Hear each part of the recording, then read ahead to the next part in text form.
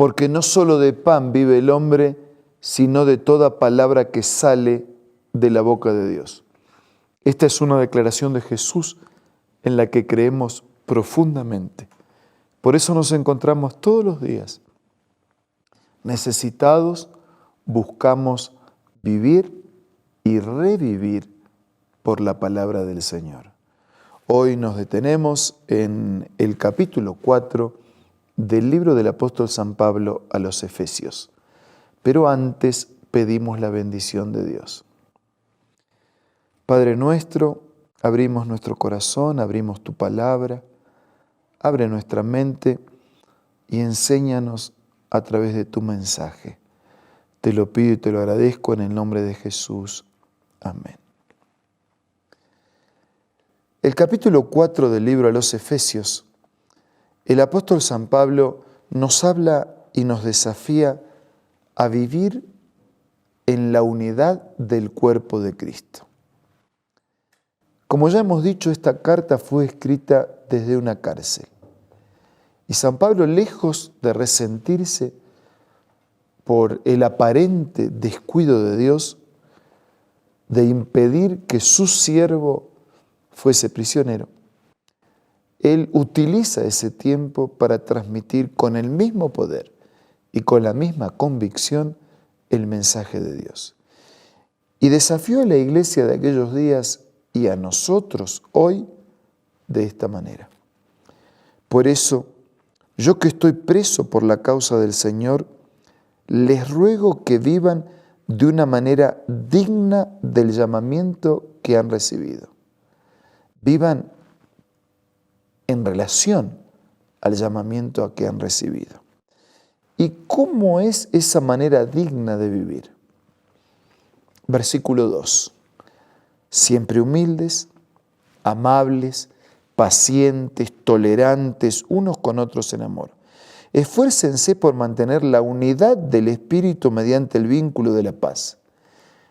La unidad no es accidental, es resultado de una intencionalidad. Esfuércense por mantener la unidad del Espíritu mediante el vínculo de la paz.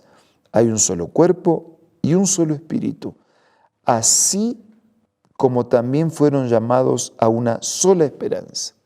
San Pablo utiliza muchas figuras aplicadas a la iglesia, y una de esas figuras es la del cuerpo, que tiene una cabeza que es Cristo.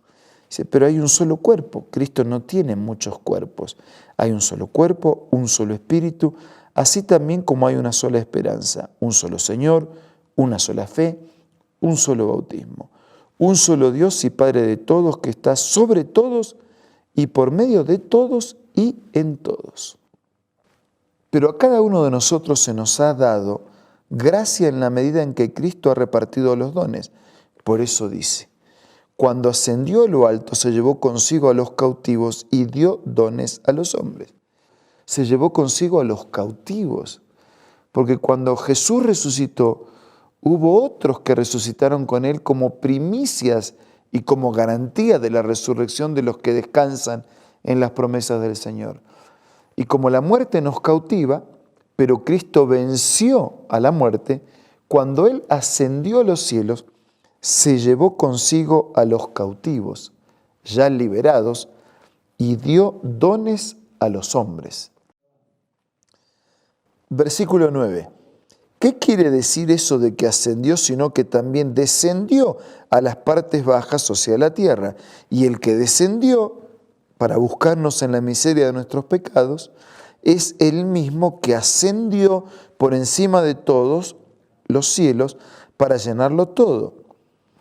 El que vino hasta la miseria de nuestro pecado nos llevó ya un puñado y nos llevará definitivamente a todos quienes creen en Él cuando Él regrese, cuando los justos vivos sean transformados, cuando los muertos en Cristo sean resucitados.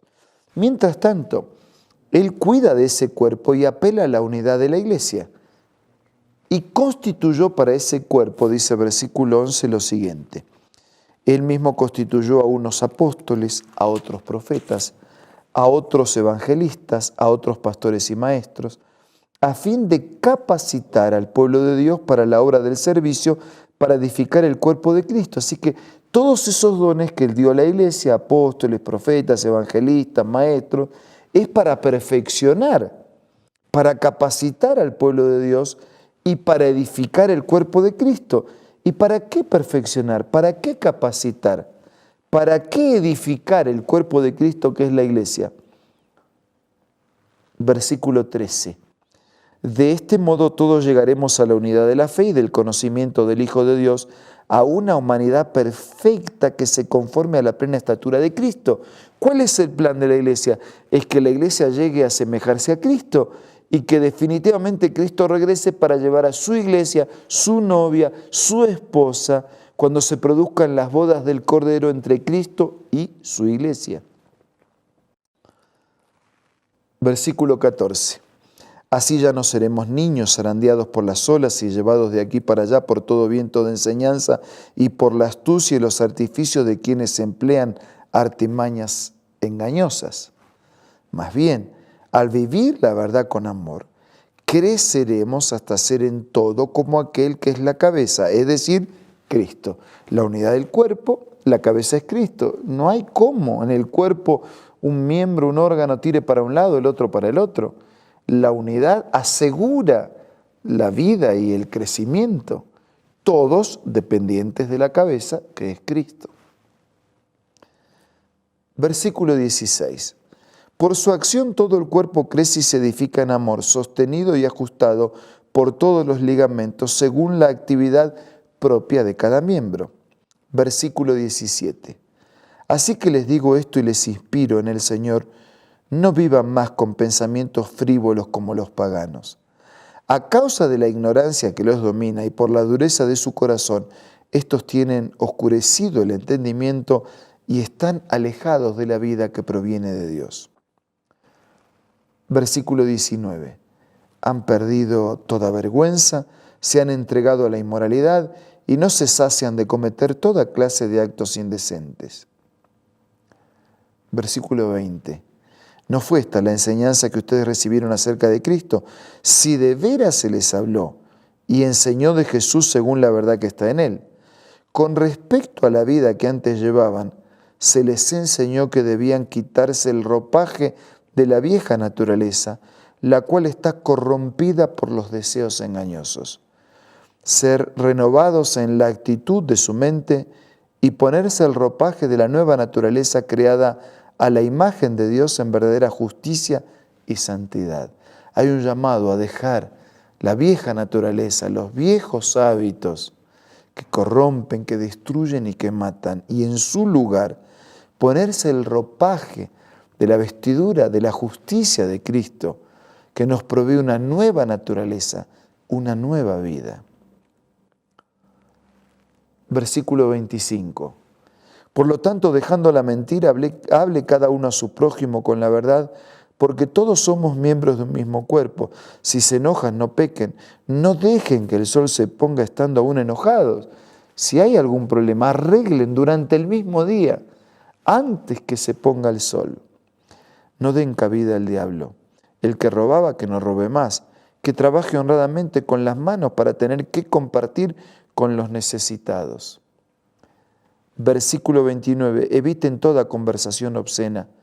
Por el contrario, que sus palabras contribuyan a la necesaria edificación y sean de bendición para quienes escuchan. No agraven al Espíritu Santo de Dios con el cual fueron sellados para el día de la redención. Abandonen toda amargura, toda ira, todo enojo, gritos, calumnias, toda forma de malicia. Más bien, sean bondadosos, compasivos unos con otros y perdónense mutuamente, así como Dios los perdonó a ustedes en Cristo.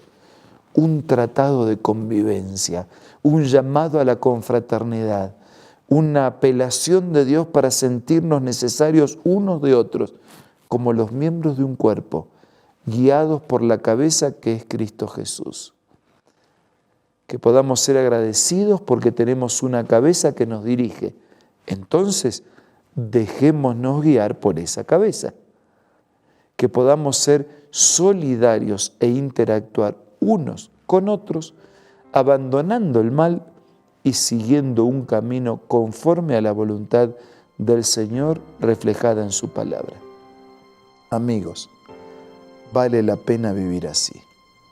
¿No lo cree? Sí, ¿no? Claro que sí. Entonces, pidamos la ayuda de Dios para vivir de esta manera.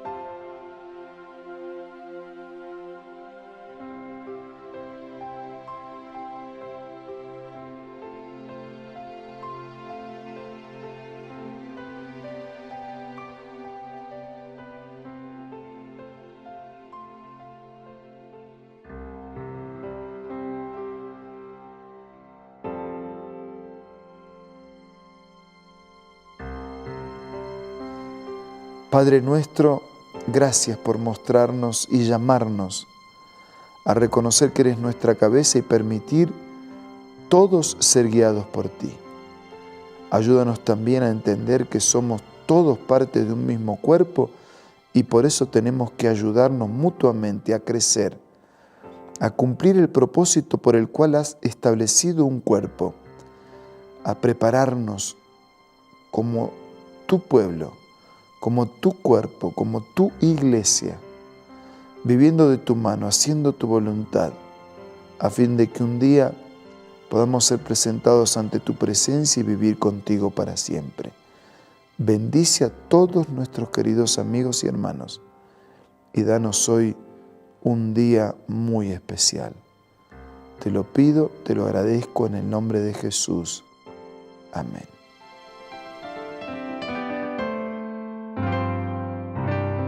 La Biblia, la palabra de Dios, es una carta donde nuestro Creador expresa su amor hacia la humanidad.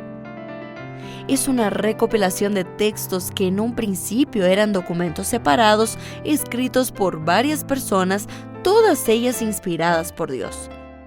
Primero en hebreo, arameo y griego durante un periodo muy dilatado y después reunidos para formar la Biblia cristiana.